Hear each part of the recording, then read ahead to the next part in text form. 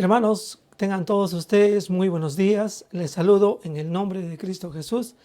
Bienvenidos a esta transmisión en vivo de nuestro culto el día de hoy, domingo. Bienvenidos a cada uno de ustedes.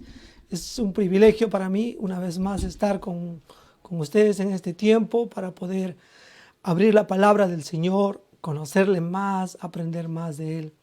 Ya estamos, hermanos, aquí, diciembre, fines de este año, nos acercamos, vamos a decir, a recordar, a traer a nuestro pensamiento el nacimiento de Cristo. Ciertamente Jesús nació no en estas épocas, entre abril y mayo es donde el Señor Jesucristo nació. Tiempo en Israel donde la gente podía estar en el campo, los pastores estaban ahí cuidando a sus rebaños.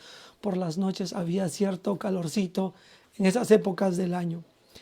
Y ahora, hermanos, nosotros vamos a estar justamente trayendo ya nuestra mente, nuestro corazón aquí a pensar en la palabra de Dios, a pensar en nuestro estudio bíblico en el libro de Isaías y también en el libro de Hechos. Quiero animarles a que estén compartiendo este video, esta transmisión en vivo, compartan con otros para que también la palabra de Dios pueda llegar al corazón de otras personas. Muchas gracias por estar conectándose y ahora, siendo que estamos ya entrando a este tiempo de recordar el nacimiento de Cristo en el mundo, nosotros vamos a cantar acerca de esta noche de paz que el Señor nos ha dado. Vamos a cantar el canto 216 y de ahí estaremos, mis queridos hermanos, entrando a la escuela dominical.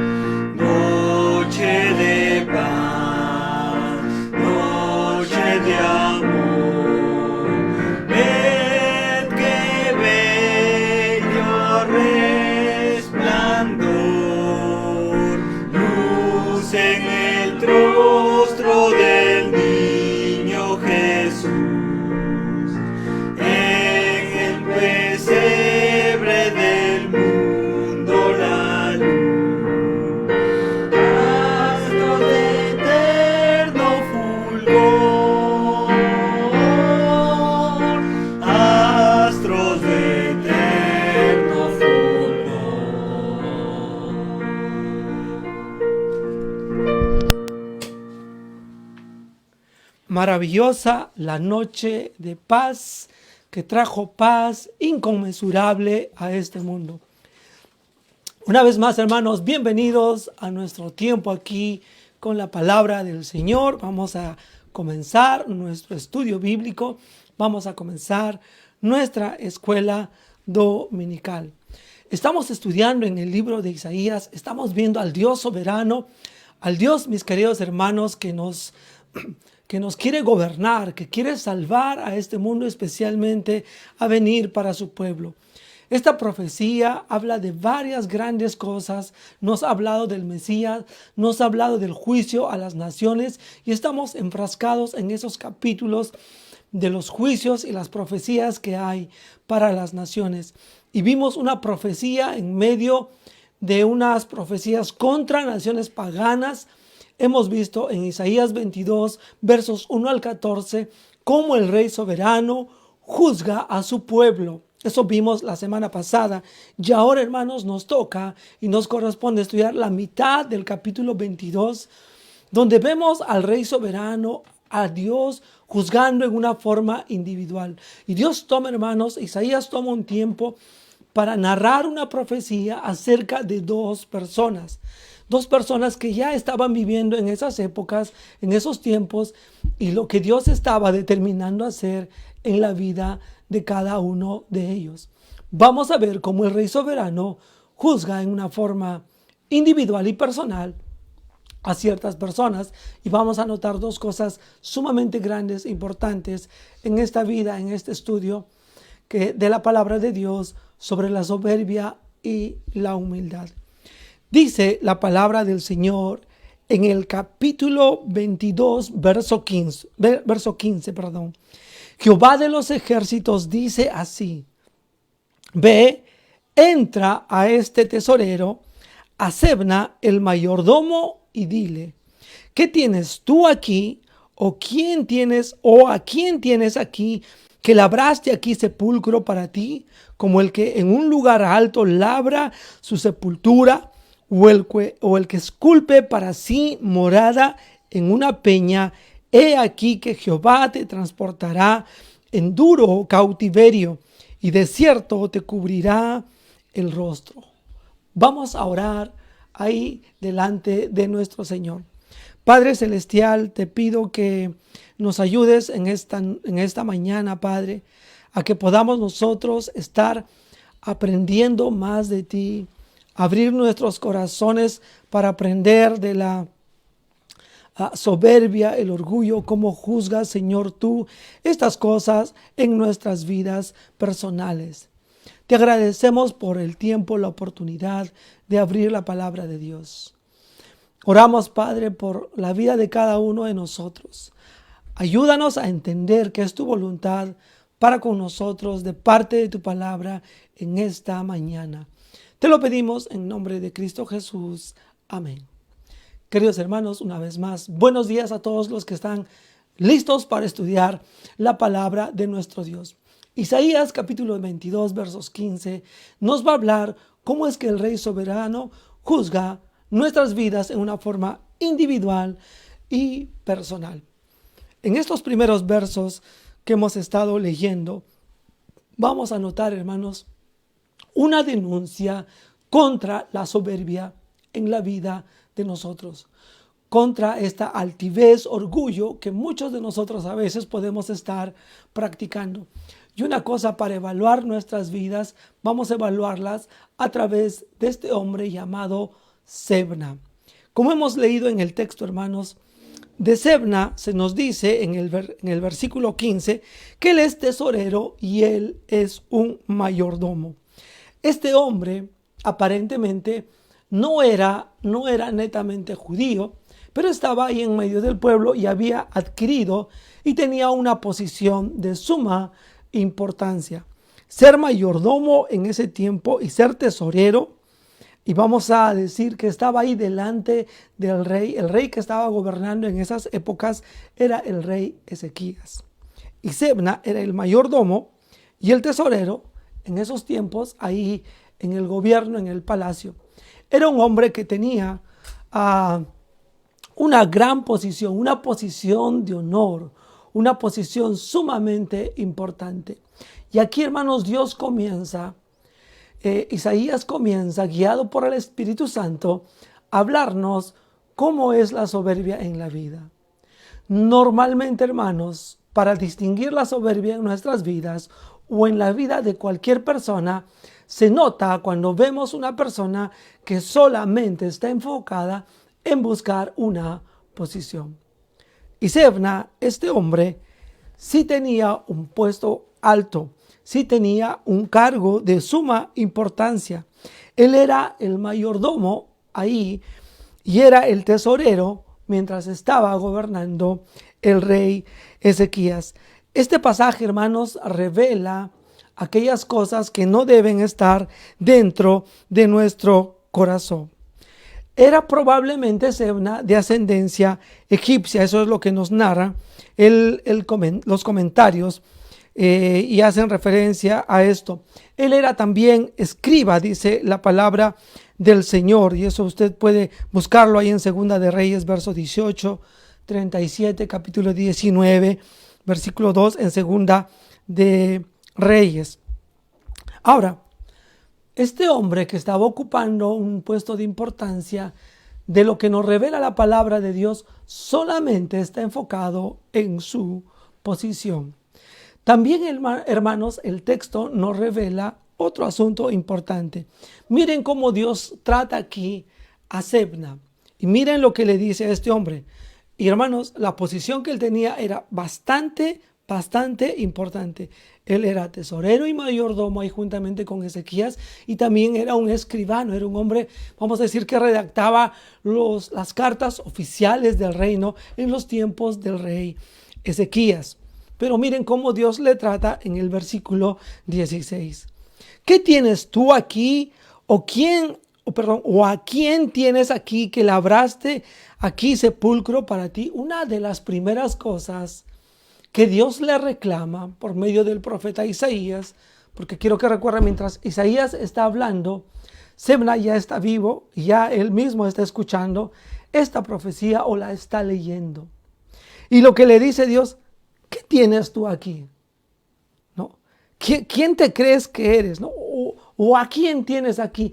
Y obviamente, hermanos, revela esto, hermanos, que Sebna, este hombre, aunque tiene posición, aunque tiene un lugar privilegiado, no, hermanos, no tiene una posición delante de Dios.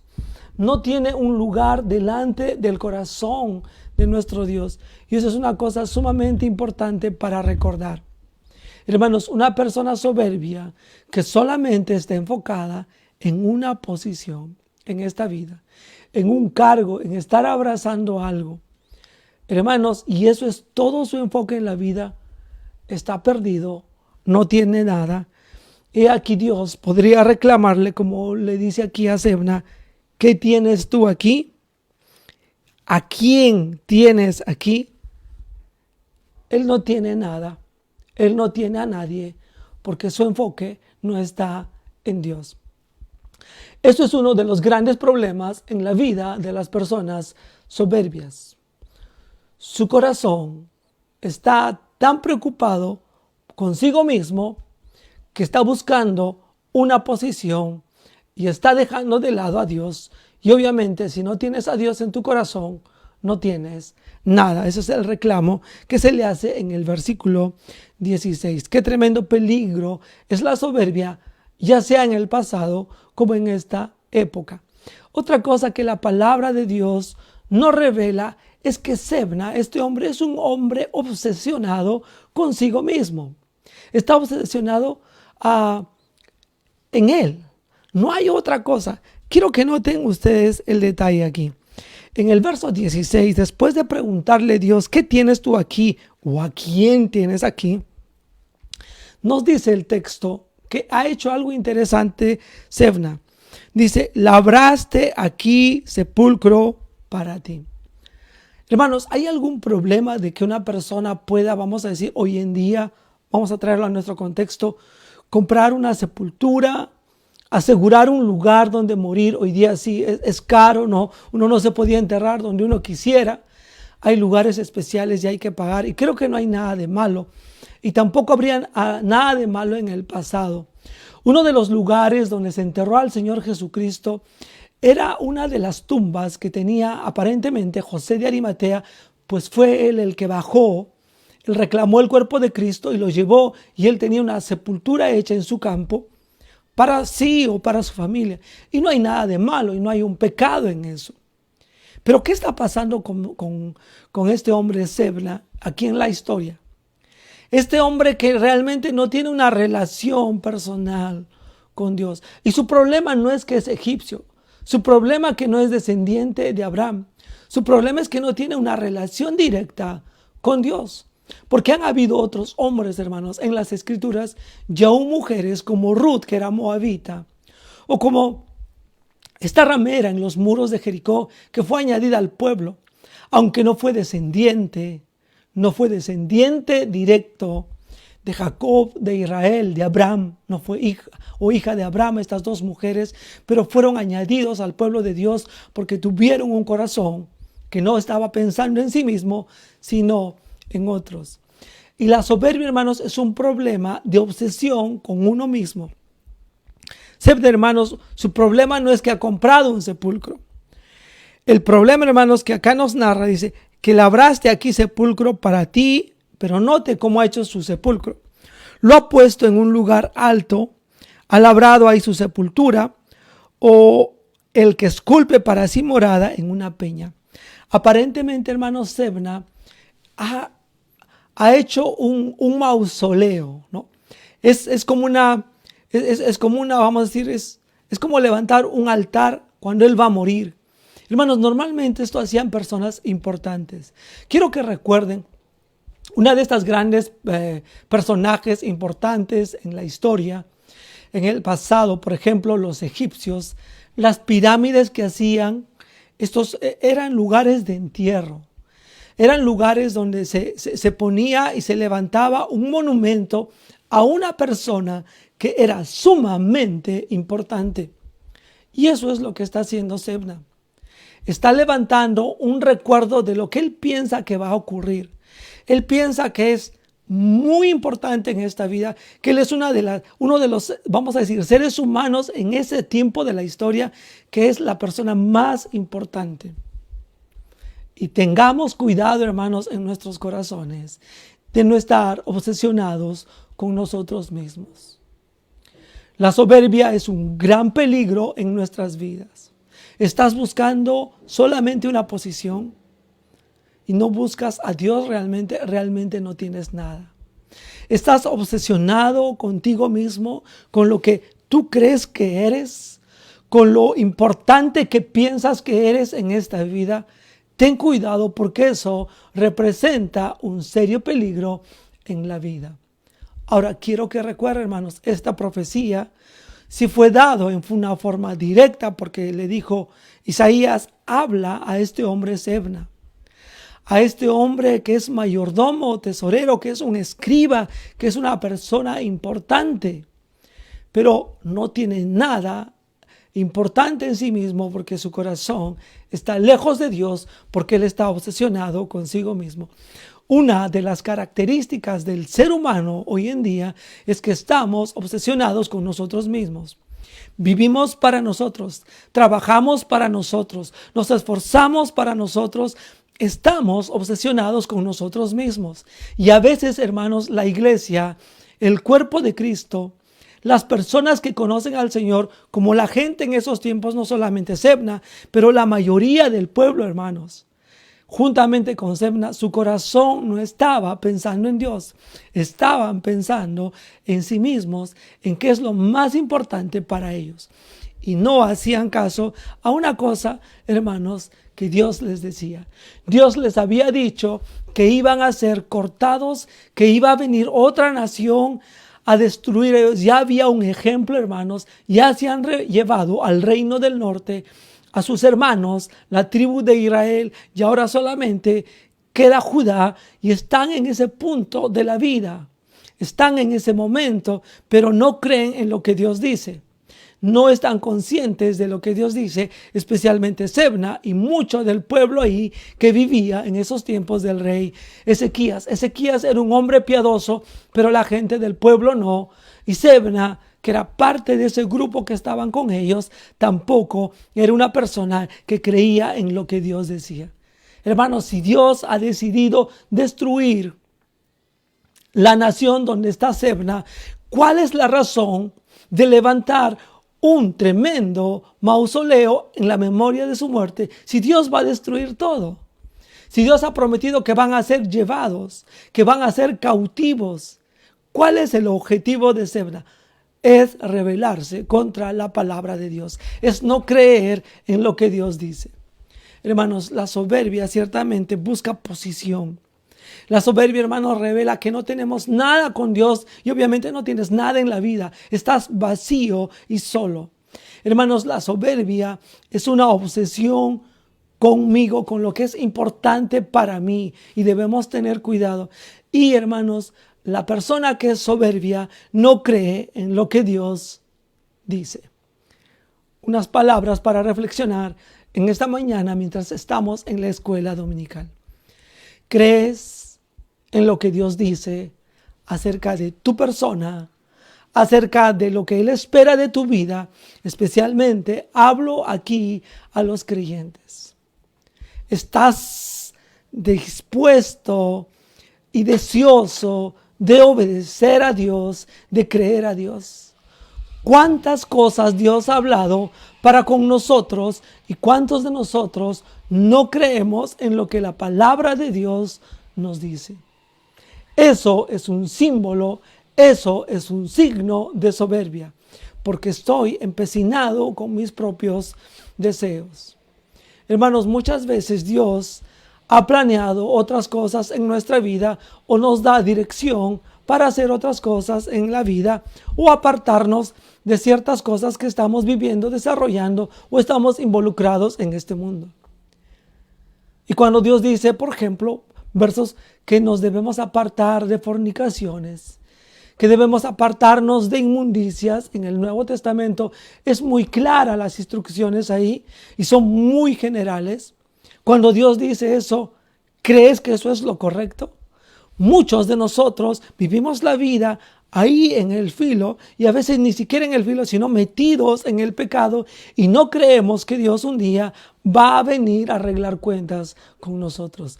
Eso es un símbolo de soberbia, porque estamos obsesionados con lo que pensamos que va a suceder, con lo que pensamos que Dios no va a hacer en nuestras vidas. Tremendo peligro es la soberbia en nuestras vidas.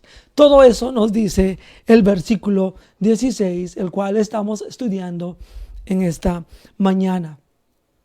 Seguimos avanzando, hermanos, pero cuando una persona solamente está buscando posición y no tiene realmente a Dios en su corazón y no tiene nada, está obsesionado consigo mismo, no cree en lo que Dios dice porque cree sus pensamientos, cree aquellas cosas que son convenientes para él.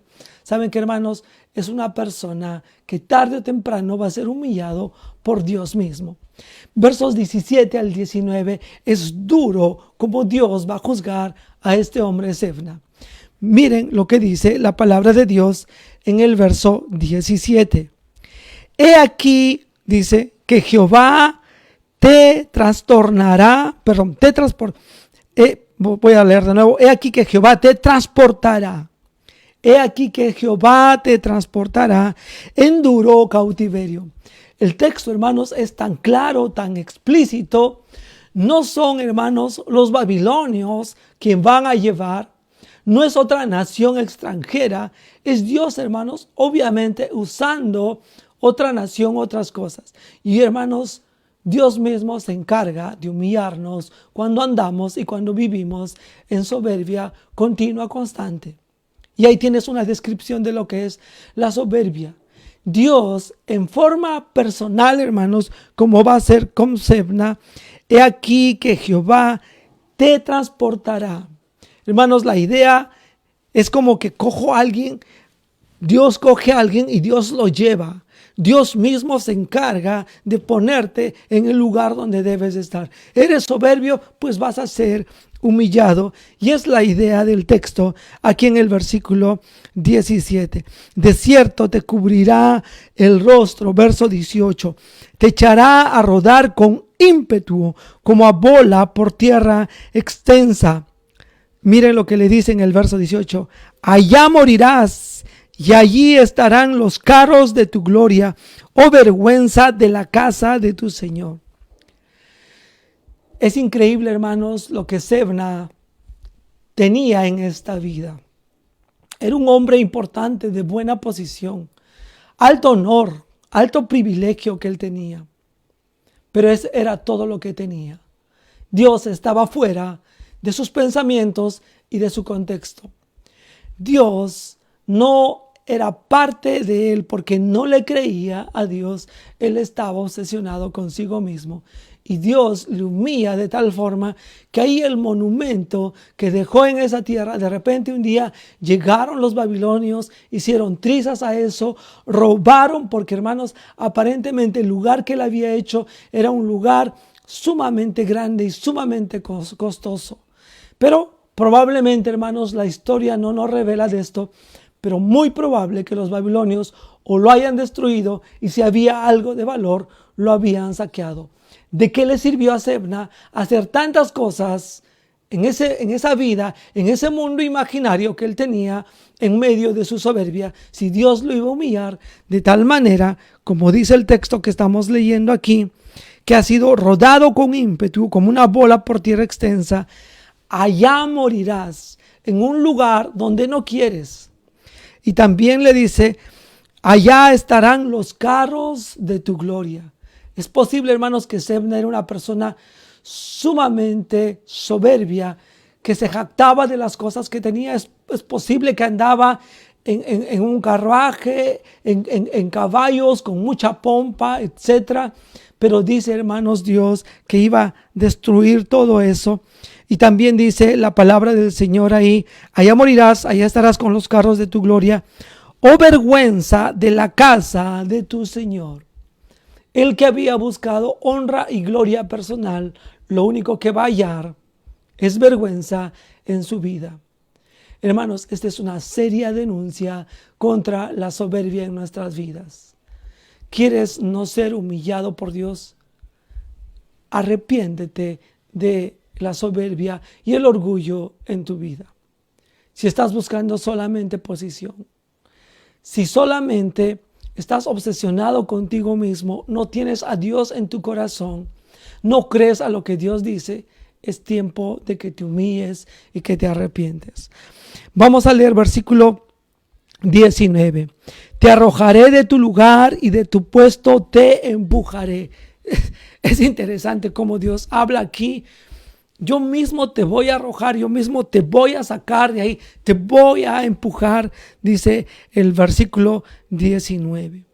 Y en el verso 20, hermanos, va a ir a darnos un cambio. Ya no se va a hablar de la soberbia de Sebna, se nos introduce juntamente, es parte de la narrativa ahí, seguramente que no vas a encontrar un punto y seguido o un punto y aparte ahí, pero rápidamente, hermanos, entra en la historia otro personaje. Y ya Dios ha terminado con esa denuncia contra la soberbia. Pero aquí, hermanos, entra la historia de otra persona después de que Sebna es humillado por Dios mismo. Es humillado por Dios mismo. Aquí, hermanos, vamos a ver, espérenme un momentito. No quiero perder este asunto aquí. Entonces, hermanos, Sebna ha sido humillado por Dios mismo, es lo que ya hemos notado. Quiero leerles, hermanos, aquí un pasaje que lo tengo anotado.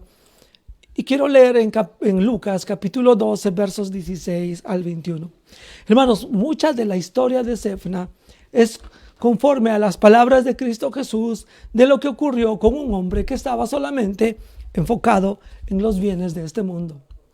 Y les dijo, mirad y guardaos de toda avaricia, porque la vida del hombre no consiste. Ahí, hermanos, una cosa importante, una tremenda revelación de parte de Cristo para nuestras vidas personales. ¿En qué no consiste la vida?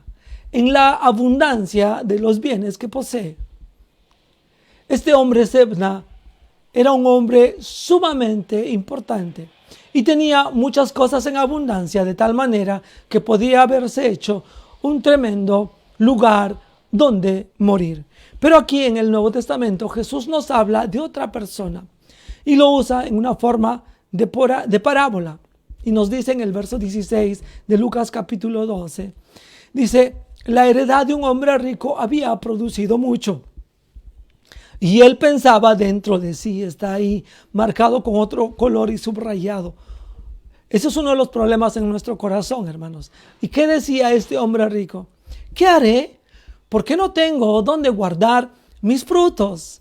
Y dijo esto, haré, derribaré mis graneros y los edificaré mayores, y allí guardaré todos mis frutos y mis bienes. Y diré a mi alma. Hermanos, este hombre está pensando en sí mismo. No hay ningún pensamiento de parte de Dios ahí. No hay una sencillez, una humildad. Y él se dice a sí mismo, diré a mi alma, alma, muchos bienes tienes guardados para muchos años. Hermanos, él está seguro que va a vivir muchos años. Él piensa que va a tener una vida extensa, que va a tener una vida donde él va a poder reposar, una vida donde él va a poder comer, donde él va a poder beber, donde él va a poder regocijarse. Está igual que Sefna.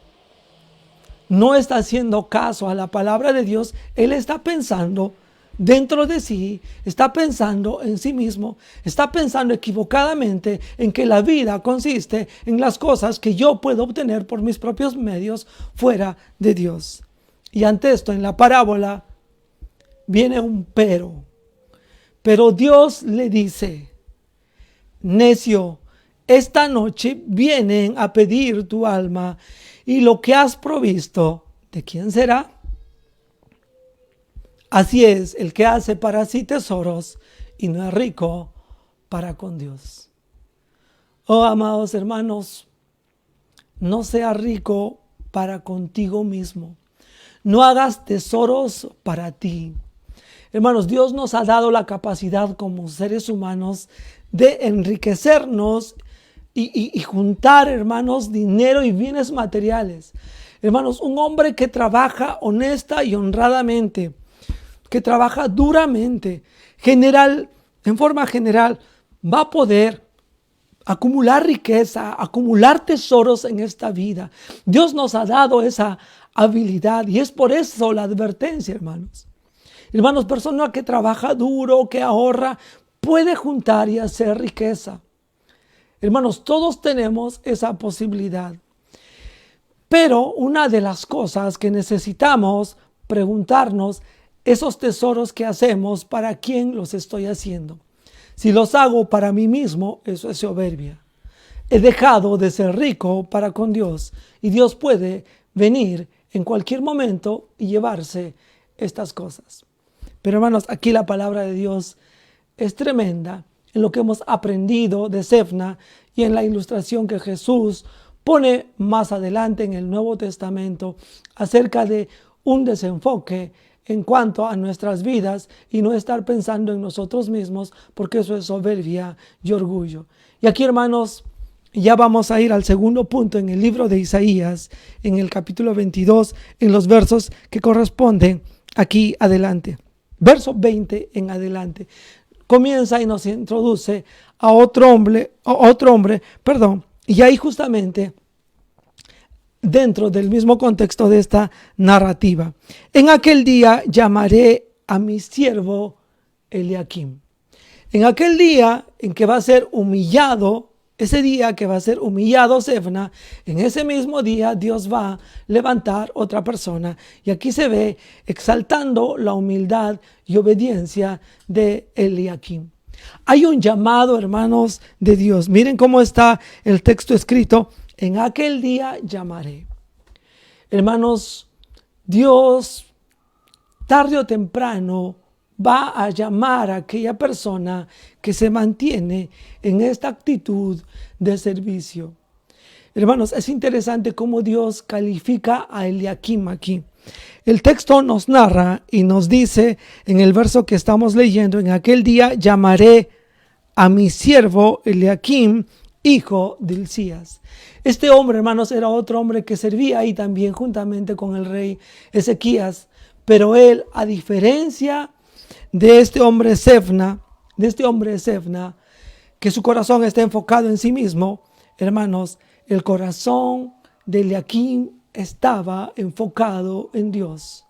Si él podía hacer algo en esta vida, lograr obtener una posición, un trabajo o cualquier cosa o proyecto de vida, su corazón estaba enfocado en servir a Dios. Muchos de nosotros, hermanos, tenemos planes, tenemos cosas que queremos hacer en esta vida, y yo me imagino que cualquiera de ustedes también tiene planes, tiene proyectos de vida, hermanos, y eso no está mal, pero está mal cuando no tienen un enfoque de hacerlo para Dios. ¿Qué pasa, hermanos, cuando nosotros queremos hacer riqueza para nosotros mismos? Nos desenfocamos. ¿Qué pasa cuando yo quiero tener mi carrera, tener mi negocio para mí mismo? Nos desenfocamos. Va a ser una persona que jamás va a poder desprenderse de esas cosas. Va a ser como este joven rico que un día se acercó. ¿Qué puedo hacer para heredar la vida eterna? Y le dice, haz esto, ya eso lo he hecho, he cumplido todos los mandamientos. Bueno, le dice, toma tu dinero, véndelo, da a los pobres y ven y sígueme. Y no puede hacerlo. Porque sus cosas, su corazón, están en sí mismos. Hermanos, tú y yo, querido hermano, querida hermana, tú y yo necesitamos tener un corazón enfocado en Dios.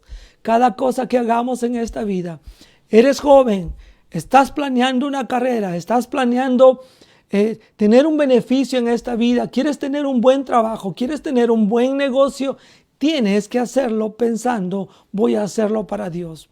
Lo vas a hacer bien, va a ser grande y vas a prosperar porque el objetivo principal es Dios. ¿Quieres casarte? Hazlo para Dios. ¿Quieres tener un hogar? Hazlo para Dios.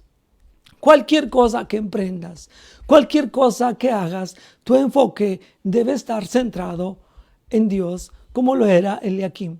Y Dios puede decir, llamando a su siervo Eliaquim, este es mi siervo. En aquel día llamaré a mi siervo Eliaquim, hijo de Hilcías. Seguramente, hermanos, en estos tiempos, ¿cuántos Eliaquim habían ahí en esos tiempos? Pero lo hace en forma específica a Eliaquim, hijo de Hilcías. Hermanos, Dios sabe exactamente quién de nosotros tiene un corazón para Dios. En las cosas que vivimos, en las cosas que pensamos, en las cosas que sentimos o en las cosas que hacemos. Dios sabe, hermanos, exactamente dónde estamos parados y si estamos viviendo para servir a Dios. Quiero animarle a desarrollar humildad, servicio y obediencia a nuestro Dios, porque eso Dios lo va a exaltar. Otro detalle más, hermanos, aquí, leyendo en los versos que estamos aprendiendo aquí. Verso 21, mira lo que Dios dice. Y lo vestiré de tus vestiduras. Sigue hablando a Sebna y también a Eliaquim. Y lo vestiré de tus vestiduras, lo ceñiré de tu talabarte. Está hablando de las vestiduras, del talabarte, de la potestad, etcétera, y de todo lo importante que es en Judá, Sebna. Él va a quitar, hermanos, y eso es una cosa que usted debe entender. Dios quita de la persona soberbia y lo va a dar al humilde. Nunca, hermanos, el soberbio queda con las cosas que piensa que ha logrado para sí. Dios las da a personas sencillas y humildes que tienen su corazón afinado con Dios. Él decidió quitar a Sebna y dar a Eliaquim.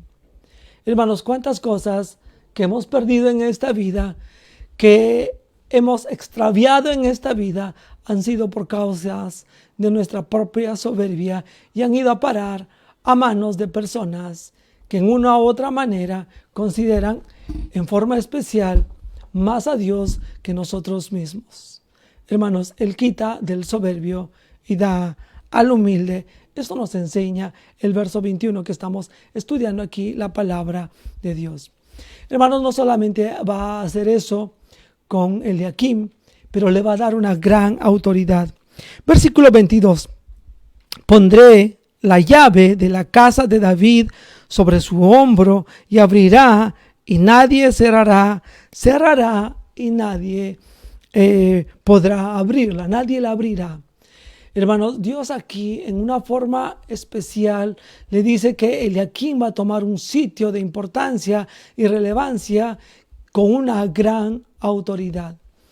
Es interesante, hermanos, que el Señor Jesucristo usa estas palabras en Apocalipsis cuando Él habla de que Él tiene las llaves para abrir y cerrar cosas.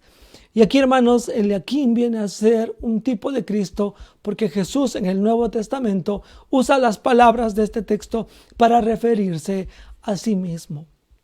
Es importante, hermanos, y muy interesante que la humildad y obediencia nos dan oportunidades de tener una gran autoridad. Es Jesucristo, hermanos, la mayor autoridad en la vida. Y no porque Él es solamente Dios o porque Él es soberbio, sino porque Él decidió, hermanos, humillarse a sí mismo. Y luego dice que Dios le exaltó a lo sumo. Hermanos, el Señor Jesucristo, siendo un tipo aquí, viendo a Eliaquim, podemos aprender varias cosas, mis amados hermanos. Tanto Jesucristo como Eliaquim, pensando Eliaquim en su gente, en su pueblo, con la gente con la que Él va a estar en estos tiempos, dice que Él va a cerrar puertas y va a abrir puertas. Y las puertas que Él cierre no se van a abrir, y las puertas que Él abre no se van a cerrar. Hermanos, esto nos enseña algo para la vida, pensando en Cristo Jesús en nuestras vidas el día de hoy. Cristo Jesús, hermanos, es soberano. Y hay veces mientras vamos transcurriendo por la vida, mientras vamos desarrollando nuestro camino, Jesucristo mismo, Dios mismo, va a cerrar y va a abrir puertas en nuestras vidas.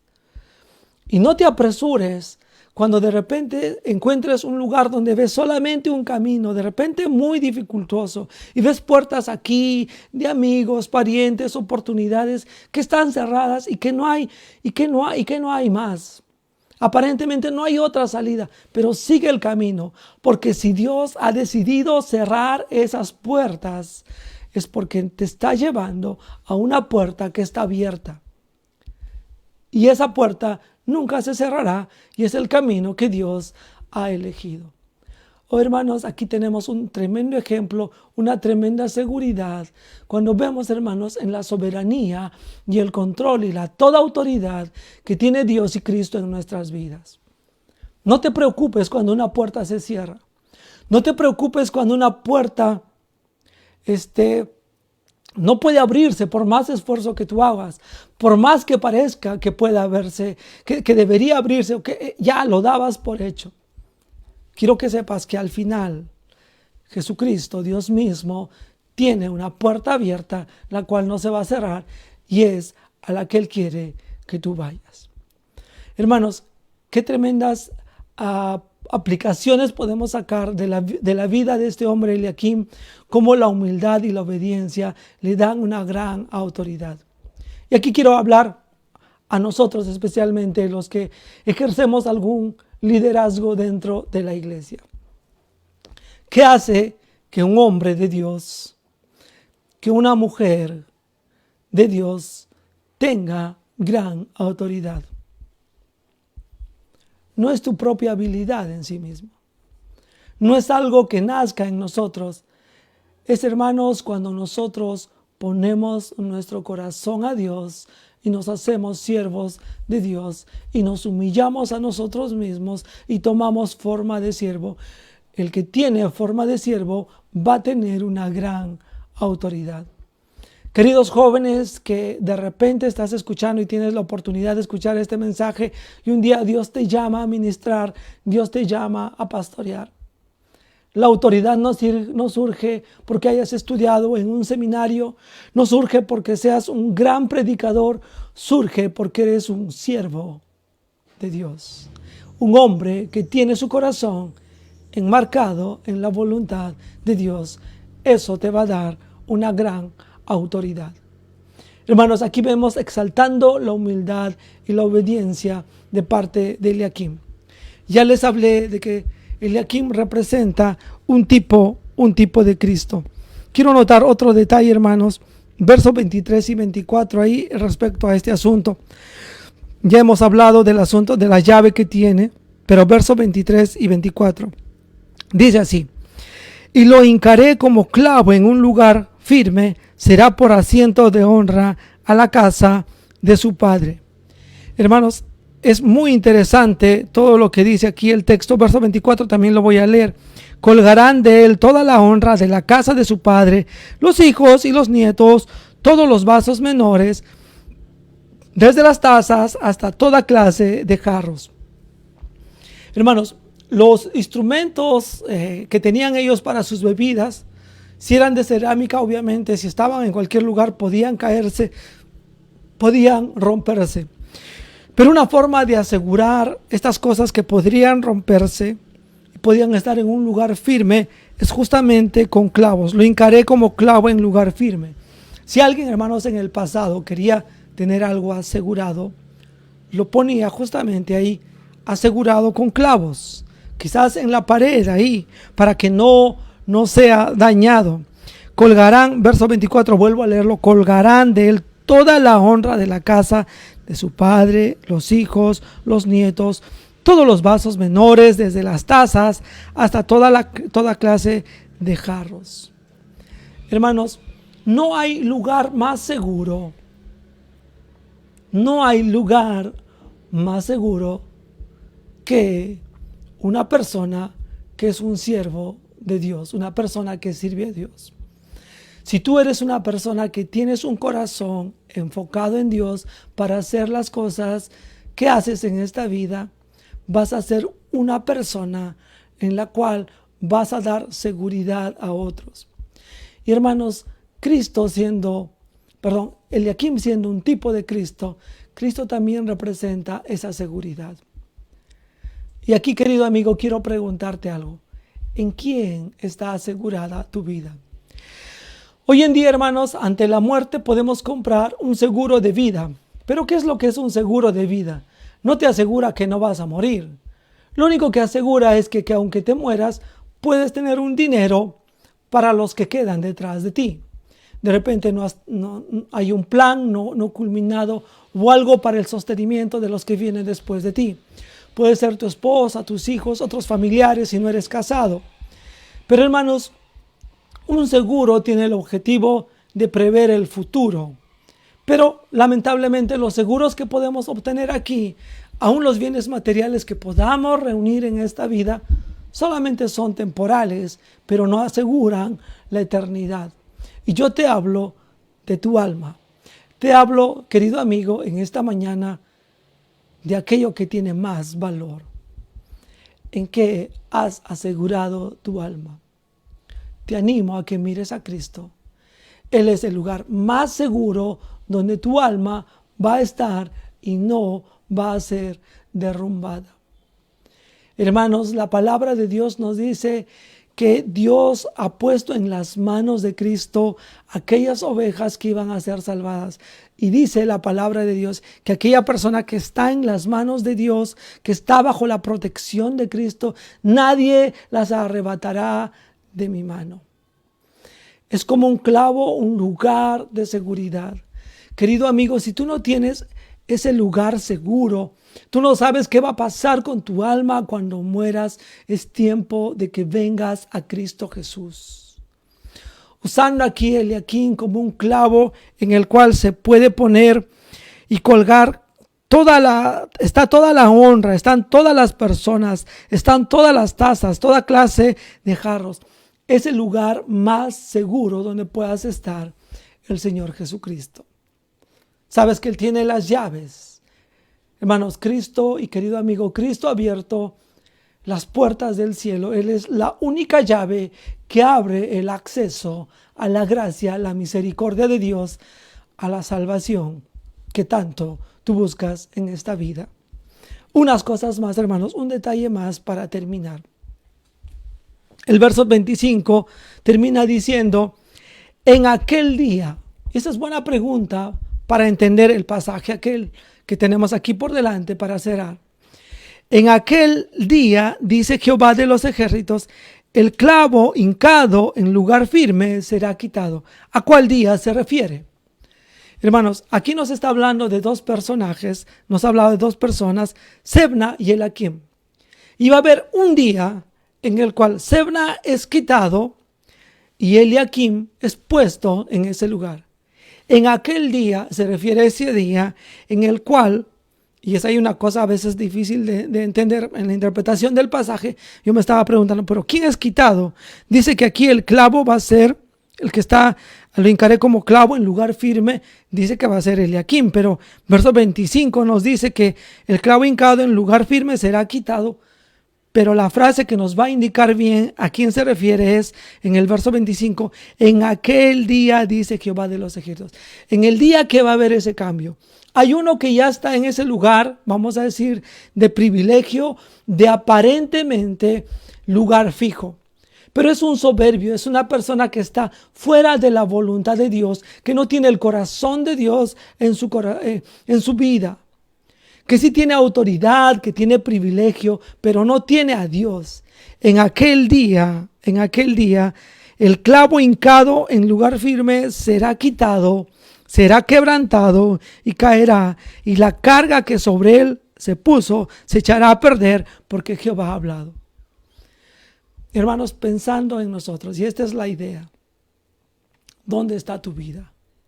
Hermanos, va a llegar el punto en la vida, y esto hablo a mis queridos amigos y también a los creyentes, pero especialmente a las personas que están escuchando de repente el evangelio y están entendiendo algunas cosas acerca de Cristo Jesús en estos momentos. Hermanos, va a llegar un día en que todos vamos a ser juzgados delante de Dios, en que todos vamos a tener que estar delante de la justicia de Dios. Y el clavo en el cual tú has puesto tu vida, has puesto tu confianza, puede ser quitado o puede ser puesto como pasó aquí. Si tu vida está basada, si tu confianza está basada solamente en tu vida personal y en tus deseos, en tus pensamientos y no está en Cristo Jesús, has perdido, porque vas a ser quitado, vas a ser quebrado y vas a caer, y toda la carga que has puesto sobre ello se va a echar a perder, porque Jehová ha hablado. Pero si un día llega ese tiempo final, ya sea tu muerte o el juicio de Dios final, pero tu vida está escondida en Cristo, nada se va a caer. Hermanos, nosotros necesitamos pensar en estos tiempos, ¿dónde está mi vida? ¿Clavada en los deseos de Dios, en la voluntad de Dios, en Cristo Jesús? ¿O están clavados en mí mismo? Están clavados en solamente mis propios deseos. Vamos a ir, hermanos, culminando con palabras de oración para poder ir cerrando y luego pasar a otro tiempo para nosotros en esta mañana. Permítanme orar para culminar esta lección en este tiempo. Padre Celestial, te damos las gracias por esta oportunidad, Señor, de poder leer tu palabra, aprender de Sebna, aprender, Señor, de Eliakim, y la soberbia, hermano, que debemos tener cuidado, cada uno de nosotros, cada uno de mis hermanos, en nuestros corazones. Padre, ayúdanos a ser personas en que haya humildad, haya obediencia a ti. Hermanos, que cada uno de mis hermanos podamos ser personas que seamos llamados por Dios, sus siervos, personas que estamos con el corazón en las manos de Dios. Ayúdanos, Padre Celestial, a mirar también a Cristo en este ejemplo, en esta vida, y a ver a Cristo como un tipo, y a aquellas personas que no te conocen, Padre, que puedan encontrar en Jesús la única puerta, la única llave de acceso al cielo, el único camino, el único lugar seguro para cuando Dios nos juzgue. Te pedimos, Padre Celestial, que tú puedas ayudarnos en aprender de estas cosas que hemos visto en el libro de Isaías. Tú, Señor, Rey soberano, humillas al soberbio, exaltas al humilde. Te pedimos, Señor, que tú nos ayudes a vivir en esa humildad. Y si hay alguna persona que no te conoce, que le proveas la salvación. Le proveas a Cristo Jesús el único lugar seguro en el cual su alma puede encontrar la salvación eterna. Te pedimos estas cosas en Jesucristo. Amén. Queridos hermanos, gracias por estar reunidos en este tiempo, en este momento de aprendizaje de la palabra de Dios en la escuela dominical. Y ahora vamos a pasar rápidamente a nuestro tiempo de cantar. No sin antes quiero decirles, mis queridos hermanos, no se olviden los cultos que tenemos: domingos a las 11 de la mañana, luego domingo a las 6 de la tarde y los miércoles a las 7 de la noche. Estamos estudiando libros de la Biblia. Yo le animo a estar entrando, a seguir aprendiendo. No te pierdas. Miren, ciertamente no nos congregamos como en la forma normal, pero la Biblia dice: no dejando de congregarnos como algunos tienen por costumbre, que las buenas costumbres de reunirnos frente a la palabra de Dios, sea con la familia, ahí o en nuestros tiempos, no la perdamos. Esta es una buena oportunidad para nosotros. Ya, hermanos, vamos a ir cambiando ya de tema. Vamos ahora a acercarnos a cantar himnos en esta ya casi tarde, para poder alabar a nuestro Dios y luego estar, hermanos, aprendiendo más en el libro de Hechos. Vamos a estar cantando en esta mañana, hermanos. Estoy tentado a decir noche. Vamos a cantar algunos cantos navideños. El himno 203. El himno 203. Hermanos, hoy día siempre hay noticias en nuestra vida. Hay noticias, pero la única noticia, la noticia incomparable, es la noticia sin igual. 203 es el canto que vamos a estar entonando en esta mañana para empezar nuestro tiempo de alabanza cantada a nuestro Dios.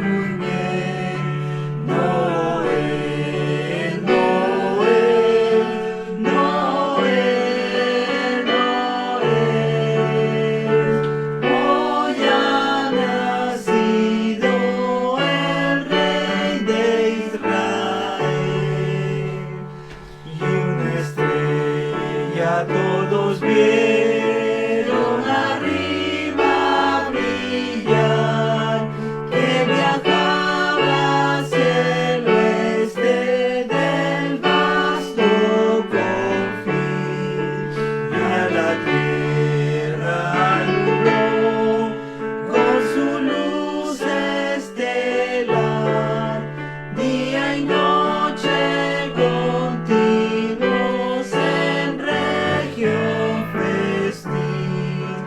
Noel, Noel, Noel, Noel, hoy ha nacido el Rey de Israel.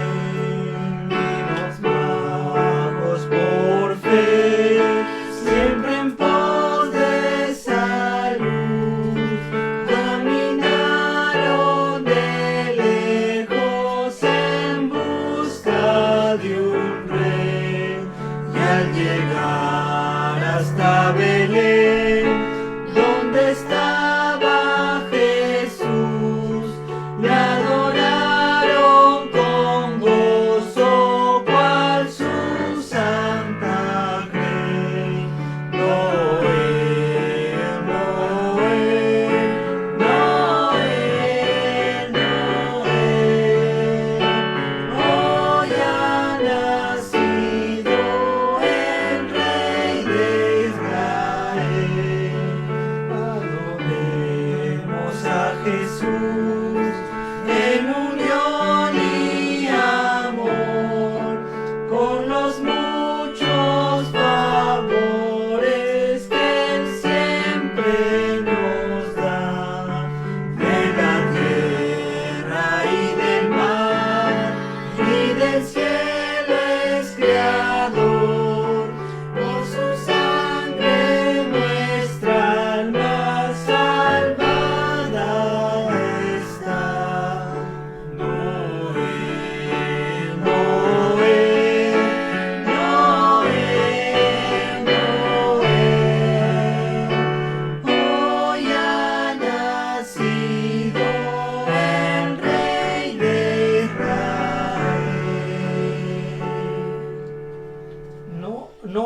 noticia más grande en la cual nosotros podamos gozarnos. Hubieron personajes, siempre quiero decir 3 reyes magos, no fueron 3 reyes, pero ellos buscaron a Jesús para adorarle y trajeron oro, incienso y mirra, aparte de sus tesoros. Eso nos narra Mateo capítulo 2, verso 11. El canto 205 nos habla: vamos reyes a Belén. Tremendo canto también, y pensemos, cuando se acerca la Navidad, cuando se acerca estos tiempos, hermanos, en recordar en Cristo Jesús, ciertamente está bien compartir con otros, siendo que Dios compartió su vida con nosotros en Cristo Jesús, pero también es importante que podemos compartir con el Creador, qué podemos hacer para nuestro Dios, para la iglesia, para la obra de Dios. 205, vamos.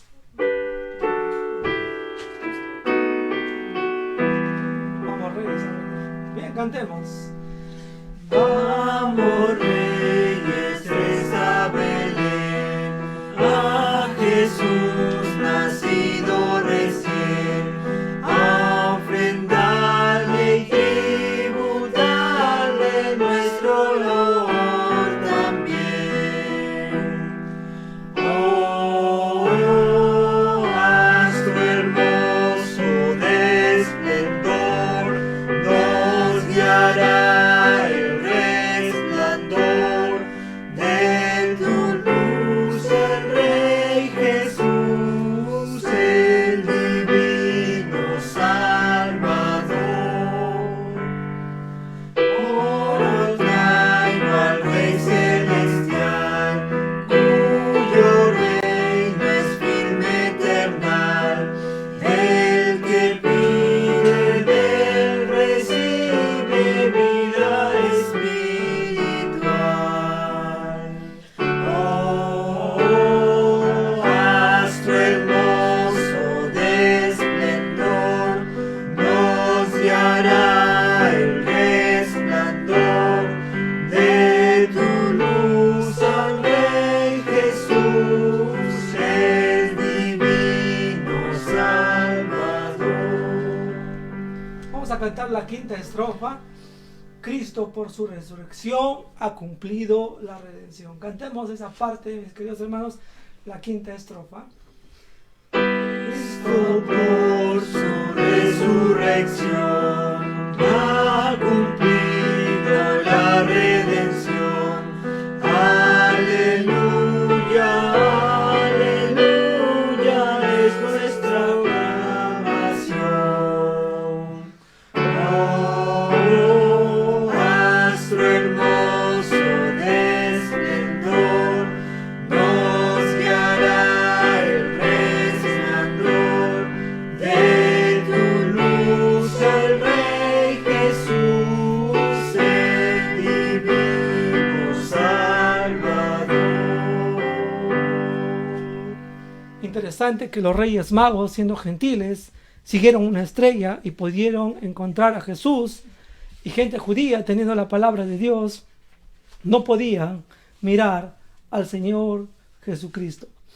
Otro canto que nos habla de lo que hizo Cristo acerca de la Navidad es que Él dejó su trono. Verso 2, el himno 207, tú dejaste tu trono y corona por mí. Canto antiguo, canto bonito también de la Navidad. Vamos a estar entonando en esta mañana, mis queridos hermanos, pensando en que Él ha dejado su trono y corona por nosotros.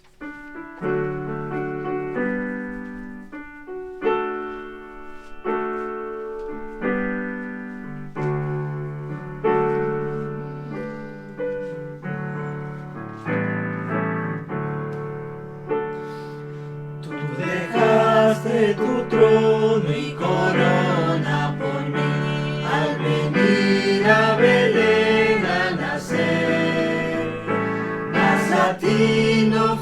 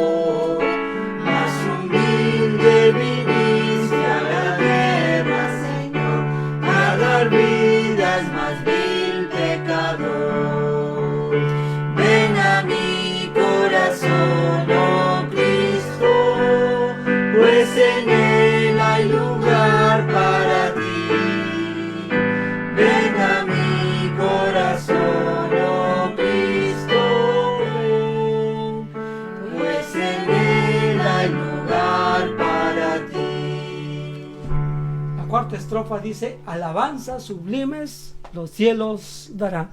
Y lo entonaremos un poco más ligero, pensando en esas alabanzas sublimes en los cielos. Alabanzas sublimes los cielos darán cuando vengas glorioso de allí. Y tu voz entre nubes dirá: ven a mí, que hay lugar junto a mí para ti. Ven a mi corazón, oh Cristo, pues en él hay lugar para ti. Ven a mi corazón, oh Cristo, ven, pues en él hay lugar para ti. Tremendo canto para entonar en esta mañana. Vamos a entonar un canto más que habla de que el Señor es el Rey de nuestra vida, ya pensando en lo que necesitamos también aprender de la palabra de Dios, disponer nuestros corazones para escucharle. El canto 228, Rey de mi vida, tú eres ya, gloria te doy, Jesús.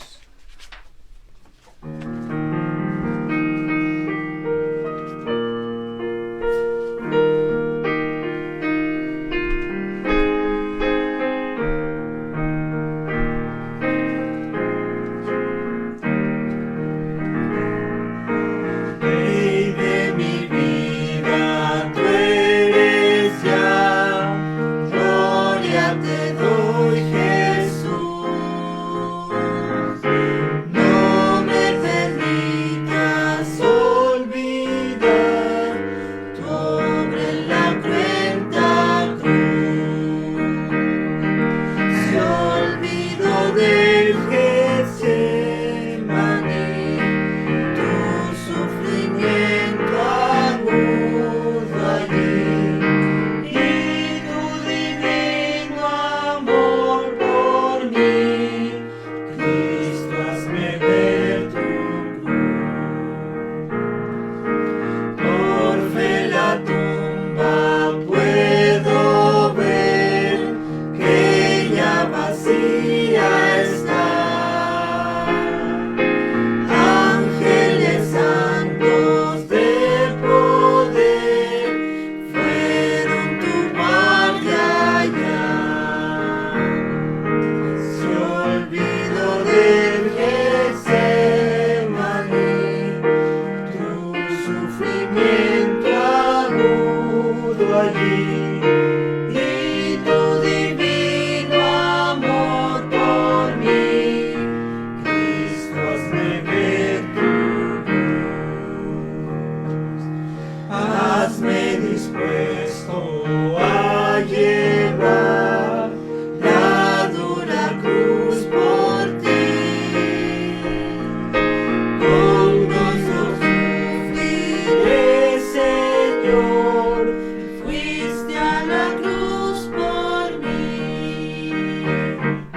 Si olvido del Getsemaní, tu sufrimiento agudo allí, y tu divino amor por mí, Cristo, hazme ver tu cruz. Mis queridos hermanos, gracias por cantar, por acompañarnos en esta preciosa mañana con la palabra del Señor. Y ahora vamos a entrar a otro momento para poder seguir aprendiendo con nuestro Señor. Algunos anuncios antes de entrar ahí a la palabra del Señor. No se olviden, hermanos, gracias a todos los que han ido conectándose a través de este tiempo. Hemos estado aprendiendo lo que hace Cristo en la iglesia y por ella, pero quiero darles unos anuncios. Quiero agradecer a todos los que están reuniéndose, los que ya se han conectado para este precioso momento, este precioso tiempo con la palabra de Dios. Muchas gracias a todos los hermanos de la iglesia, los amigos, familiares también que están reunidos. Bienvenidos a este momento precioso. Quiero también desear un feliz cumpleaños a ciertas personas en esta semana. muy cerca a la Navidad, que ellos cumplen año. El día martes, hermana Miriam Zamudio, feliz cumpleaños. Te iba a decir feliz Navidad, hermanos, pensando en la Navidad. Pero hermana Miriam, que Dios te bendiga ahí en tu hogar, con tu familia, con tu bebé y tu esposo Jorge. Que Dios te guarde mucho. Este miércoles, Ricardo Quiroz está de cumpleaños, hermano. Quisiéramos visitarte, pero no se puede. Ya habrá otros tiempos en que podamos gozarnos con la palabra de Dios, con tu vida. Que Dios pueda seguirte permitiendo dar muchos años más de vida y servirle fielmente a nuestro Señor. Jonathan Arce, el jueves está de cumpleaños. Esta semana, hermanos, podemos ir de casa en casa los hermanos, pero lamentablemente no se puede. Hermano Percio Ochoa, que estés cumpliendo un feliz cumpleaños también. Y para cerrar la semana, el día sábado, hermano David Flores, feliz cumpleaños, que el Señor te bendiga abundantemente. Un saludo para ti, para tu familia, que estés acompañado ahí de tu esposa, tus hijos ahí que estén celebrando. Vamos a hacer una pequeña oración por todos ellos. Hay muchos hermanos cumpliendo años en esta semana. Padre Celestial, gracias por todos los que en esta semana, Señor, están de cumpleaños. Gracias por la vida de cada uno de ellos. Padre, gracias por Miriam, gracias por Ricardo, gracias por Jonathan Arce, por hermano Percio Ochoa, por hermano David Flores. Tú conoces la vida de cada uno de tus hijos. Tú sabes, Padre Celestial, su amor para contigo, su servicio para ti, Señor. Provéele más años de vida. Cada uno, diferente etapa de su vida, diferente situación, pero la misma relación contigo. Permíteles, Padre, vivir este año más cerca a ti. Gracias por lo que ellos están haciendo para ti. Ayúdales a desarrollar sus vidas, los planes, los deseos que ellos tienen. Padre, que ellos tampoco olviden que necesitamos vivir para ti cada día de nuestras vidas. Te pedimos una bendición especial en la vida de todos ellos. En el nombre de Cristo Jesús. Amén. Y hermanos, quiero también, de paso en este día, hacer un saludo para mi hermana, un saludo especial. Luz, que Dios te bendiga, que pases un feliz cumpleaños ahí en compañía de todos en el hogar. Bien, hermanos, y ahora ya vamos a pasar a nuestro tiempo de la palabra de Dios. Ya vamos a estar aprendiendo ahí en el libro de Hechos, ¿qué hace Cristo por la iglesia? Ya hemos estado repasando, hermanos. Hemos visto que Cristo permite ciertas cosas. Hemos estado estudiando el capítulo 11. Cristo permitía, hermanos, y permite en la iglesia, en su iglesia, en estos días, a veces maltratos, muerte, cárcel, como pasó en la vida de sus discípulos en la iglesia, ahí en Hechos 11, versos 1 al 5. Pero también Él da libertad, da comprensión de su soberanía, da gozo, asombrarnos de Dios, nos da su cuidado y su protección. Pero también vimos, hermanos, que Cristo en su iglesia juzga a un hombre frustrado como fue este rey Herodes, un hombre que estaba enojado, era un hombre contra Dios, un hombre que no dio la gloria a Dios y fue juzgado inmediatamente, hermanos, comido por gusanos. Hemos visto lo que Cristo hace en la iglesia, por la iglesia. Pero también, hermanos, una de las cosas que no logramos terminar de estudiar, y vamos a Hechos, ahí vaya buscando sus Biblias, abran todos sus Biblias, no se olviden mientras van buscando Hechos, el capítulo 11, nos concentramos, hermanos, es tiempo para estar estudiando la palabra de Dios. Sabemos que en casa a veces podemos tener algunas dificultades, otras distracciones, pero hermanos, el tiempo a veces que le dedicamos a Dios no es mucho. Pero para aprender la palabra de Dios, pido toda tu concentración. Y vamos a Hechos 11, versos 24 y 25. No terminamos el mensaje. Bueno, sí concluimos. Me pareció apropiado concluir en las cosas que vimos. Pero una cuarta cosa que quiero mencionar, hermanos. ¿Qué más hace Cristo dentro de la iglesia? En el libro de Hechos, y lo que está haciendo hoy día, hermanos, Cristo la hace crecer. Miren lo que nos narra verso 24 y verso 25 en el capítulo 11, ¿ya? Capítulo 11 de Hechos, 11 de Hechos. Estaba por leer el capítulo 12.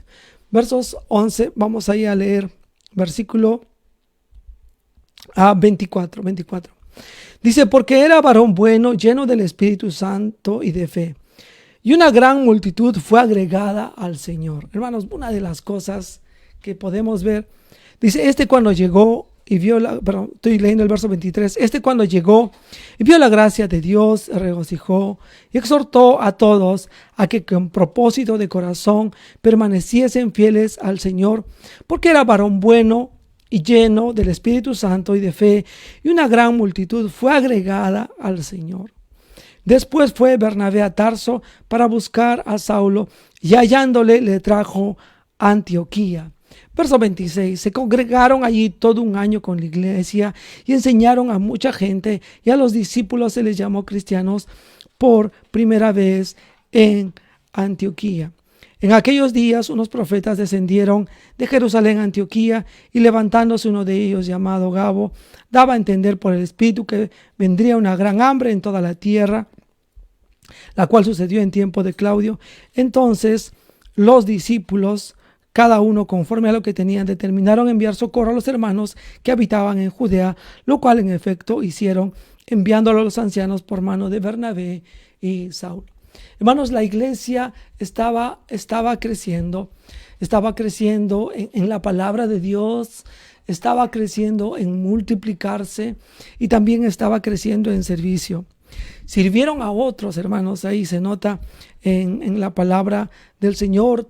Saulo estaba sirviendo a otras personas y la palabra de Dios abundaba y crecía. También vimos, hermanos, la semana pasada que Dios había provisto un corazón generoso en la gente. Levantaron una ofrenda para enviar, hermanos, a los hermanos de Jerusalén, la gente de Antioquía. Ahora, quiero ir leyendo, hermanos, aprendiendo ahí la palabra del Señor, y quiero ir al capítulo 12, versos 24 y 25, donde ya nos compete. Versos 24 y 25 del capítulo 2, ahí estoy leyendo mal el texto yo. Verso 24 dice, pero la palabra del Señor crecía y se multiplicaba, y Bernabé y Saulo, cumplido su servicio, volvieron de Jerusalén, llevando consigo a Juan, el que tenía por sobrenombre Marcos. Hermanos, una de las cosas que produce o se puede ver verdadero crecimiento es, hermanos, cuando la palabra de Dios es predicada. Hermanos, no puede haber crecimiento real en una iglesia, en el pueblo de Dios, si la palabra del Señor no crece. Y esto sí tiene que ver con el conocimiento de aprender más de la Biblia, pero aprender también a vivir la Biblia. ¿Ya? Y creo que en el texto, en el verso 24, en el capítulo 12, el verso 24 dice, pero a pesar de que Herodes había muerto, hermanos, Dios hizo un gran juicio contra Herodes. En el verso 24 hay un contraste de este hombre que se oponía a Dios, que estaba contra Dios, ¿no? Totalmente apartado de Dios. Pero ¿qué ocurría entre tanto en la iglesia? ¿Qué hacía Cristo en su iglesia? Hermanos, permitía que la palabra del Señor crezca. Hermanos, la palabra en nuestras vidas tiene que crecer. Tiene que crecer en, obviamente, cantidad, pero también tiene que crecer, hermanos, en profundidad en nuestros corazones. Y seguramente, hermanos, que la palabra del Señor comenzaba a causar efecto en la vida de la gente en estos lugares. De tal manera, hermanos, que fue en este lugar, aquí en Antioquía, donde les llamaron cristianos por primera vez. En este lugar cercano a esta zona, en este lugar, hermanos, la palabra de Dios crecía. Verdadero crecimiento, hermanos, tiene que ser en la palabra de Dios. Y también se nos narra que la gente aumentaba, se multiplicaba las personas que estaban conociendo la palabra y creciendo en la palabra, pero había más gente. Pero otro detalle más que podemos notar en el verso 25, que hay gente que comienza a involucrarse en servir. Hermanos, una iglesia sana crece en la palabra, Una iglesia sana tarde o temprano va a tener crecimiento numérico, pero una iglesia sana, hermanos, no queda ahí. Porque, hermanos, puede haber la predicación bien de la palabra y la gente aprende y todo, pero tarde o temprano, hermanos, eso, hermanos, va a hacer que más gente busque al Señor, se conviertan de verdad, pero más gente, hermanos, va a ver que quieran servir a Dios. Y aquí comienza, hermanos, el servicio a Dios. Comienza con estas personas, Bernabé y Saulo. Dos hombres que estaban dispuestos a servir a otros, a servir involucrándose, y seguramente tenían trabajos, hermanos, como cualquiera otro. Es posible que Pablo o aprendió a hacer tiendas en estos tiempos, o ya las hacía, o hacía otra cosa, pero, hermanos, ellos se dedicaban también a servir a su Dios. Dice que ellos cumplido su servicio. Y, hermanos, un servicio que habían estado prestando ahí al Señor, lo cumplieron. Y luego van a informar a la iglesia principal, a la iglesia de Jerusalén. Y cuando van, hermanos, se nota que hay otra persona más que está sirviendo con ellos. Y aquí aparece este nombre, Juan Marcos, ¿ya? Este hombre que escribió el Evangelio de Marcos, Juan Marcos. Y él estaba ahí acompañando, parece que era muy amigo de Bernabé. Bernabé, este hombre de consolación, así significa su nombre, pero es un hombre que traía a otros a Cristo, que se juntaba con otras personas que a veces no querían ser incluidos ahí en el grupo, como él fue uno de los primeros que buscó a Saulo, lo integró, etc. Pero, hermanos, como les digo, hay gente que sirve. Hermanos, cuando Cristo hace crecer sanamente a una iglesia, crece su palabra, crece numéricamente, pero crece en servicio. Una cosa para preguntarnos en esta mañana.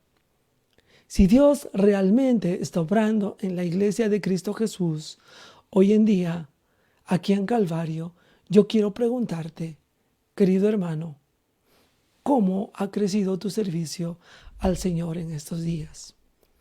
Hermanos, no se puede hablar de un crecimiento genuino y verdadero si no estamos sirviendo. Tenemos que involucrarnos. Cristianismo verdadero sí es en la palabra, es de testimonio y gente se va convirtiendo, pero no solamente se quedan salvos, pero practican su salvación y prestan servicio a la predicación de la palabra de Dios o al esfuerzo que hace la iglesia local en el lugar donde ella se encuentre.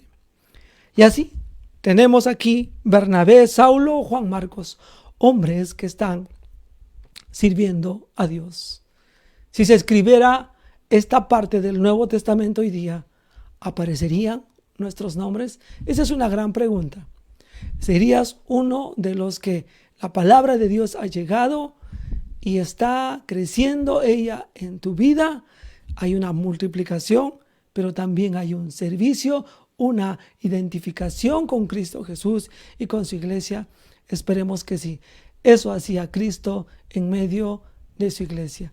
Te animo a que consideres seriamente la oportunidad de dejarle a Dios participar en tu vida, produciendo servicio dentro de tu iglesia. Vamos a avanzar, hermanos, y aquí vamos a comenzar a ver a la iglesia y la obra misionera. Es parte de lo que hizo Cristo por medio de su iglesia con la guía del Espíritu Santo. Hechos 3, hermanos, comienza con un pasaje totalmente diferente, pero es una extensión de lo que hemos leído. Pablo, Bernabé y Juan Marcos están sirviendo al Señor. Y aquí, hermanos, el Espíritu Santo comienza a introducir lo que está ocurriendo. Bernabé y Saulo, hermanos, Bernabé y Saulo y Juan Marcos ya vuelven a Antioquía. Habían ido a Jerusalén y vuelven a Antioquía. Y aquí comenzamos la historia, capítulo 13, versículo 1. Había entonces en la iglesia que estaba en Antioquía profetas y maestros. Bernabé, Simón, el que llamaban Níger, Lucio de Cirene, Manaén, el que se había criado junto con Herodes el tetrarca, y Saulo. Y nos dice que ministrando estos al Señor y ayunando, dijo el Espíritu Santo: apartadme a Bernabé y a Saulo para la obra a que los he llamado. Entonces, habiendo ayunado y orado, les impusieron las manos y los despidieron. Hermanos, aquí es un punto importante en el aprendizaje, en la comprensión de cómo se extiende el Evangelio, hermanos, para nuestras vidas y para el resto del tiempo, que permita a la iglesia estar en este mundo predicando el Evangelio. Vamos a orar y pedir la dirección de Dios para aprender más acerca de la obra misionera. Padre Celestial, gracias te damos por esta preciosa y bella oportunidad de aprender más de la palabra de Dios. Te suplicamos que tú nos ayudes en el nombre de Cristo Jesús. Amén. Quiero mencionarle algo, hermanos. Si bien la salvación es un encuentro personal, individual entre Cristo y la persona, el individuo, el pecador perdido con Cristo, nunca queda aislado del contexto de iglesia local. Porque aunque Cristo apareció en la vida de Saulo camino a Damasco y se mostró a él y le habló a él, rápidamente Saulo de Tarso es integrado a la iglesia, pues se le envía a Ananías, un hombre de la iglesia, para que le hable de la palabra de Dios, para que pueda caer y para que él pueda ser bautizado y se integra a la iglesia. Hermanos, la salvación sí es individual y es personal, pero siempre se da en el marco de la iglesia local. Ahora, hermanos, respecto a la evangelización y vamos a decir, la perpetuización, vamos a decir, o la perpetuidad, mientras haya tiempo aquí en la tierra, del evangelio, hermanos, se hace a través de la iglesia. Esta comisión, hermanos, de llevar el evangelio y que la gente se convierta, siempre es a través de la iglesia local. Nadie surge como un individuo solo. No vas a encontrar en ninguna parte de la Biblia alguien que actúa en una forma individual fuera del marco de iglesia local. Y la obra misionera es el término que le hemos dado al hecho de enviar personas a lugares donde se va a predicar la palabra de Dios y comenzar nuevas iglesias locales. Eso se llama la obra misionera. Cualquier otra cosa fuera de ese contexto no es hacer las misiones, o si quieres ponerle otro nombre, hacer discípulos. No hay otra forma como está enmarcado en las Escrituras. Entonces, la obra misionera, el hacer discípulos, el cumplir la gran comisión, hermanos, surge en el corazón de la iglesia local. Surge en ese contexto. En ese medio solamente se desarrolla la extensión del reino de Dios hoy día. El verso que acabamos de leer, los versos que acabamos de leer, nos dice que la obra misionera, el extendimiento del reino de Cristo o el hacer discípulos, la gran comisión, como quieras llamarle, surge en la iglesia local. Nos dice el texto y nos narra de que comenzó en primer lugar este primer envío de personas para la predicación del evangelio en Antioquía. Comienza el texto en esta forma: había entonces en la iglesia que estaba en Antioquía. Hermanos, el texto es muy explícito. Está hablando de una iglesia local ubicada en un lugar específico. La obra misionera, la gran comisión, comienza en un lugar específico, en una iglesia local establecida en un lugar donde están adorando a Dios personas que han creído en Cristo. Otro detalle que podemos aprender del texto, hermanos, y necesitamos aferrarnos a esta verdad, es que la obra, hermanos, de Dios, este llamado que va a hacer de Dios para involucrar a gente, lo hace con gente que ya está involucrada en servir. Es interesante el texto que nos habla de personas que están ejerciendo el don, la habilidad de profetizar. Es decir, que están comunicando las verdades de Dios. Ya sea que hayan leído la Biblia, el Antiguo Testamento y predicando de Cristo, o que Dios les esté en ese tiempo dando nueva revelación, porque quiero que recuerdes, el Nuevo Testamento todavía no está concluido. Pero estos profetas y maestros, y se nos nombra Bernabé, Simón, bueno, el primer nombre nomás, Lucio, Manaén y Saulo, estas personas están desarrollando servicio a Dios, están involucrados. Hermanos, cuando Dios decide utilizar personas que van a hacer la obra misionera, son con gente que está involucrada en el servicio a Dios ya. Aquí un consejo para los pastores y para los hombres de Dios en el futuro. Cuando nosotros vemos que hay alguien que tiene un deseo, está bien el deseo, pero si alguno anhela obispado, buena obra desea. Es necesario, hermanos, que la persona, antes de lanzarle a que haga una buena obra, esté involucrado en la buena obra ya de antemano. Hermanos, la primera preparación, la preparación básica que un siervo de Dios debe recibir, debe ser en su iglesia local. Yo recuerdo con mucha nostalgia por el tiempo y con mucho favor de Dios, hermanos, que gran parte de lo que aprendí, gran parte de mi teología, gran parte de habilidades, de dirección, de música, de predicar el evangelio, no lo aprendí en un seminario, lo aprendí en mi iglesia local. Lo aprendí por medio de otros hombres que me enseñaron. Mi pastor fue un misionero americano que nos enseñó ahí la palabra de Dios y que nos involucró en servir. Y aquellas personas que estábamos trabajando, involucrándonos en el servicio al Señor, Dios puso en nuestro corazón el deseo de servirle en una forma completa. Es la forma que Dios ha usado tanto en el libro de Hechos cuando inició la iglesia como lo usa hoy en día. Queridos hermanos, queridos pastores, no enviemos personas para que sirvan a Dios que no está sirviendo de antemano en la iglesia, que está haciendo para Dios algo ya dentro de la iglesia. No se comprometa con estas personas. No enviemos a seminarios, no los enviemos a hacer misiones a nadie que no esté involucrado en servir dentro de su iglesia local. Porque aprender a servir, hermanos, se aprende dentro de la iglesia local. Es donde vamos a aprender a tratar con otros, vamos a aprender a evangelizar a otras personas. Y obviamente si uno quiere ir a un instituto bíblico, a un seminario, eso está bien para perfeccionar, para agrandar los conocimientos, para servir en una forma más eficaz. Pero nadie puede servir en una forma eficaz si no estás involucrado en tu iglesia local. Y esto es lo que ocurrió con estos hombres. Se nos da el nombre de cada uno de ellos. No eran todos.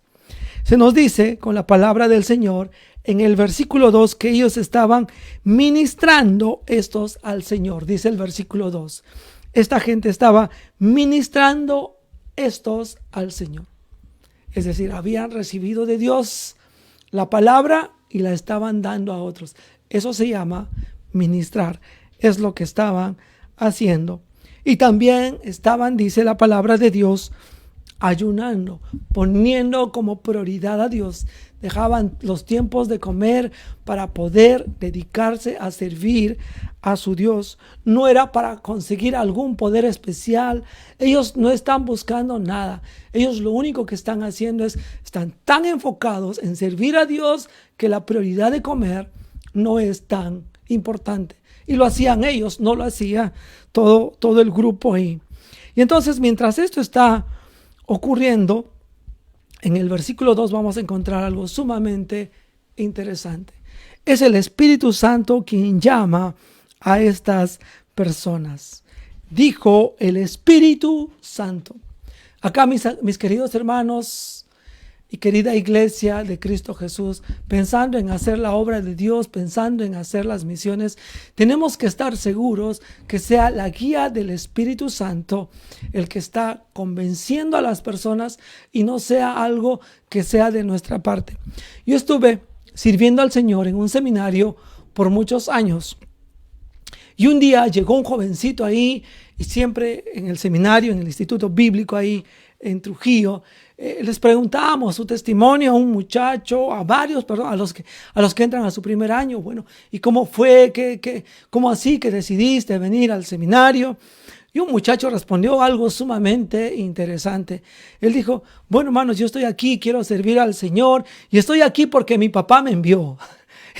Y todos en nuestro corazón obviamente nos reímos, pero hermanos, eso no era algo que estaba haciendo el Espíritu. Eso puede haber sido un buen deseo de un padre que quiere que su hijo sirva al Señor, y no está mal. A mí me gustaría que mis hijos sirvan al Señor, pero ese es un asunto que el Espíritu Santo decidirá y promoverá en el corazón de los hijos, en el corazón de otros hermanos, en su momento, en su tiempo, si ese es su deseo. Pero es el Espíritu Santo, hermanos, quien determina quién va a ir a servir, quien pone una carga en nuestros corazones, ese anhelo de servir, ese anhelo de ministrar. Si alguno anhela obispado, ese deseo, hermanos, es lo que estaba ocurriendo, y eso comenzó a pasar especialmente en estas dos personas. Y es una cosa que Pablo y Bernabé, Saulo y Bernabé se dan cuenta, pero también la iglesia en general se da cuenta. Hermanos, el llamamiento, si queremos llamarle en esta forma, esta convicción que el Espíritu Santo da, sí lo da al individuo, como lo dio a Pablo y a Bernabé, pero también lo dio a la iglesia. Ministrando estos al Señor y ayunando, dijo el Espíritu Santo, apartadme a Bernabé y a Saulo para la obra a que los he llamado. Y se notan, hermanos, y se dan cuenta que el llamado ahí, lo que ellos pueden escuchar es, no tanto se está enfocando el texto en lo que está sintiendo Saulo y Bernabé, pero está enfocado en lo que la iglesia siente. Sin duda, Bernabé y Saulo sabían esa intención de parte del Espíritu Santo con lo que quería, porque ya están involucrados. Ellos son los primeros que han ido para aquí, para allá, llevando el evangelio. Entonces hay un deseo que ya está puesto en práctica. Pero, hermanos, no debe olvidar que el Espíritu Santo llama a través de la iglesia local. La iglesia local está convencida en su totalidad para enviar a alguien a las misiones. Hermanos, tanto en la elección de pastores como en la elección de personas que van a hacer la obra misionera, quisiera animarles a que la mayoría de la iglesia estén involucradas. Hermanos, si la iglesia en general no tiene el deseo, no está involucrado en enviar a alguien a ministrar por Dios, de Dios en otro lugar, o al llamar a una persona al pastorado, si la iglesia no está convencida, mejor no llamarle. Porque, hermanos, el Espíritu Santo va a convencer a la iglesia de este asunto tan importante. Tiene que haber, hermanos, un respaldo del Espíritu Santo y la iglesia local. Avanza, hermanos, ahí. Nos dice el texto que el Espíritu Santo, juntamente con la iglesia local, los separan para hacer una obra.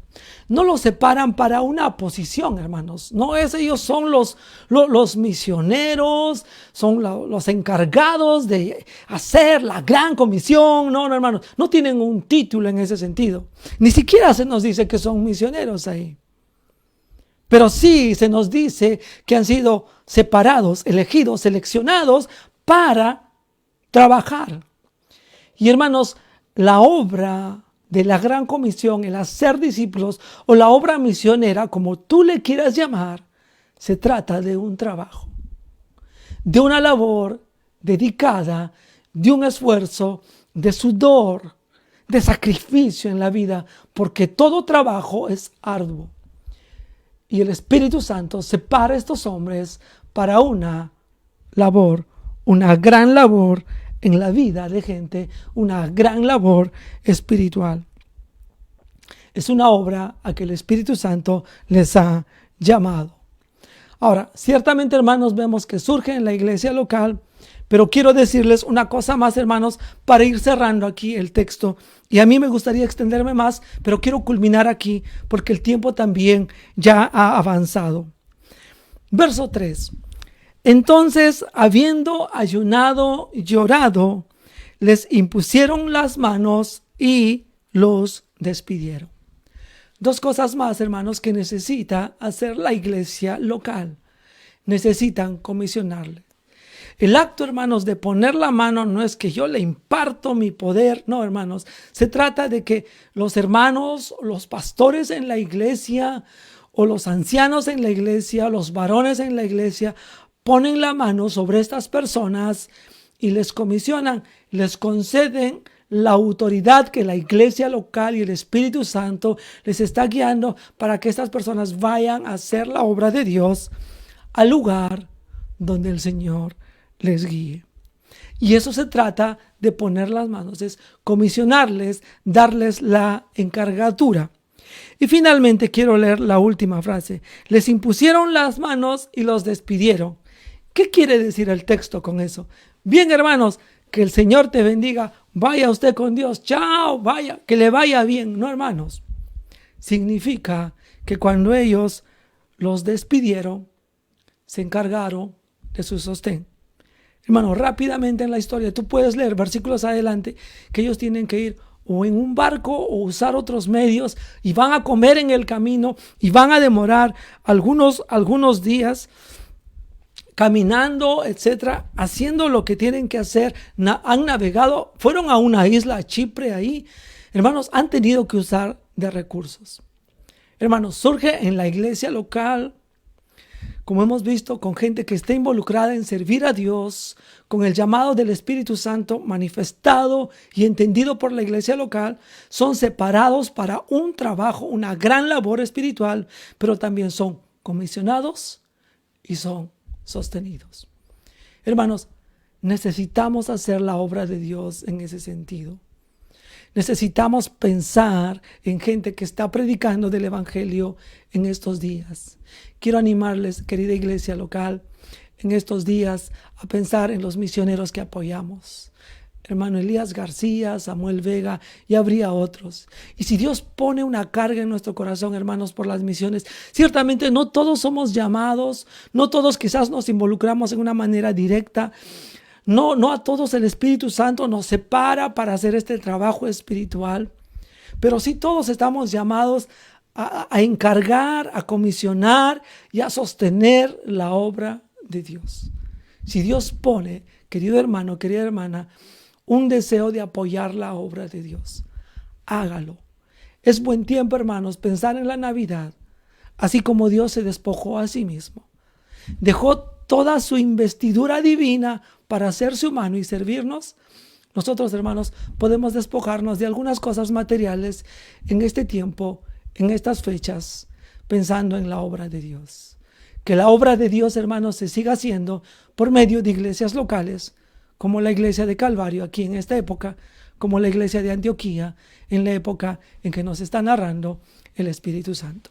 Vamos a orar, hermanos, y terminar, y estaremos aprendiendo más la próxima semana. Padre Celestial, gracias por tu palabra. Te estamos sumamente agradecidos por todo lo que nos has enseñado, por todo lo que tu Señor nos has hecho aprender el día de hoy. Permítenos seguir aprendiendo de tu palabra, pero seguir viviéndola en estos días, Padre. Ayúdanos a involucrarnos, a servir en la iglesia local. Y si no podemos, Padre, si no somos llamados a ello, si estamos llamados a seguir sosteniendo la obra de Dios en estos días. Te lo pedimos en el nombre de Cristo Jesús. Amén.